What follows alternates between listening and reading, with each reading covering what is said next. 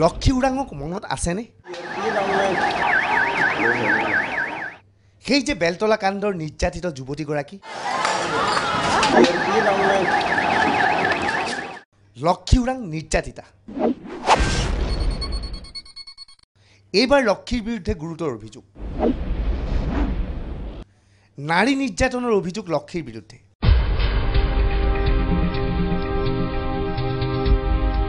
নিৰ্যাতিত লক্ষীয়ে নিৰ্যাতন চলাই নাৰীক।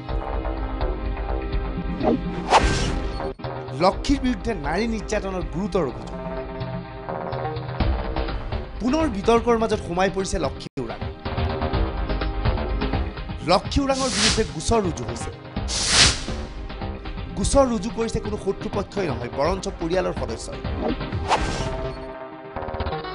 লক্ষী উৰাঙৰ বিৰুদ্ধে নাৰী নিৰ্যাতনৰ অভিযোগ কৰিছে বৌয়েকে। কেৱল লক্ষীৰ বিৰুদ্ধেই নহয়, লক্ষীৰ পিতৃৰ বিৰুদ্ধেও উঠিছে একেই অভিযোগ।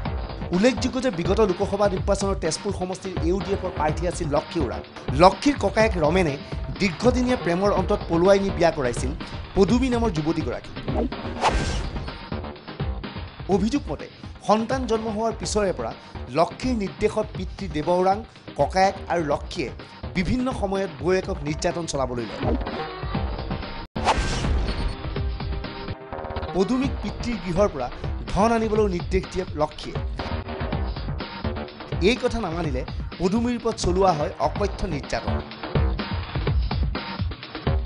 বিচাৰে মই ক'ৰ পৰা দিম সিহঁতক? আমাৰ দেউতা দুখীয়া মানুহ, পোৱালীক ট্ৰিটমেণ্ট কৰে, যা ঘৰৰ পৰা লৈ আন আৰু ট্ৰিটমেণ্ট কৰে কয়, এনেকৈ কয়। মই সদায় আহোঁ ঘৰত পঠাই, যেতিয়া মই আহোঁ ঘৰত আহি পেলাই ক'ব নোৱাৰোঁ দেউতাক পইচা বিচাৰিছে বুলি।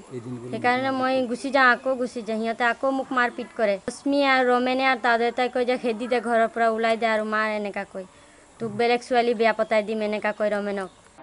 কিন্তু প্ৰশ্ন হয়, লক্ষীৰ বিৰুদ্ধে উত্থাপিত এই অভিযোগ কিমান সত্য? এয়া এক ৰাজনৈতিক ষড়যন্ত্ৰ নেকি? যিটো আমাৰ নবৌয়ে আমাৰ ওপৰত কেছ দিছে যৌতুকৰ কাৰণে, এইটো হ'ল একেবাৰে ভুৱা। কিয় কি আমি আমাৰ আদিবাসী সমাজত আজিলৈকে যৌতুকৰ মানে চলি অহা নাই, আৰু মানে চলিলেও মই ইয়াৰ ওপৰত বিৰোধিতা কৰিম। কিয় কি মই আজি এজনী নিজেই নিৰ্যাতিত ছোৱালী। মইতো এইটো নাজানো, এইটো পলিটিকেল নেতাবিলাকে মানে শিকাই দি যিহেতু বিধানসভা আহিছে, এতিয়া সিহঁতৰ পলিটিকেলত নামিব, নমাৰ পিছতে মানে ইহঁতৰ মানে যদি সুবিধা নাপাব, এই সুবিধা বুজি পেলাই আমাৰ বোৱাৰীজনীক মানে ইহঁতৰ মানে পিঙাই পেলাই আৰু তাৰ পৰা মানে ফায়দা উঠাবলৈ। কোন সঁচা কোন মিছা সেয়া এতিয়াও স্পষ্ট হোৱা নাই। সঁচা মিছাৰ প্ৰমাণ পোৱা যাব আদালতৰ মজিয়াত। কিন্তু এটা কথা নিশ্চিত, যিকোনো মুহূৰ্তত নাৰী নিৰ্যাতনৰ এই গুৰুতৰ অভিযোগৰ ভিত্তিত গ্ৰেপ্তাৰ হ'ব পাৰে লক্ষী উৰাং আৰু তেওঁৰ পিতৃ। কেমেৰা পাৰ্চন জ্যোতিষ চৌধুৰীৰ সৈতে হেমন্ত শইকীয়া, বিশ্বনাথ চাৰিআলি, নিউজ লাইভ।